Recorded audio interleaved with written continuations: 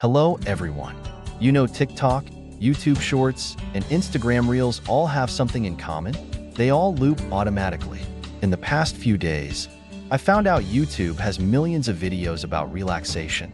They just play very relaxing music and keep looping one video but have millions of watches. So, if you want to create your own relaxation videos, or want to get more views by creating a seamless loop, this video is for you. Today, I'm going to show you how to make a perfect relaxing loop video that your audience won't even notice that the video has started over. Now, let's open Edimakor and start create a video.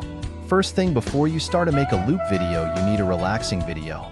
And the great thing is you can simply find one you like and download it on Pixabay.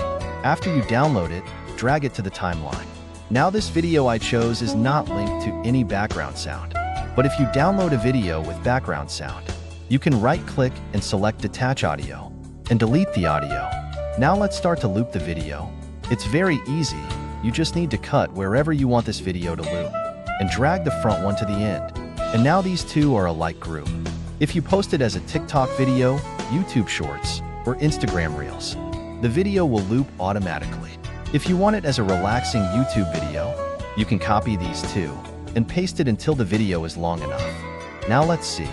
You can barely notice the change. The video can loop smoothly. Now, let's add background music. You can download music here.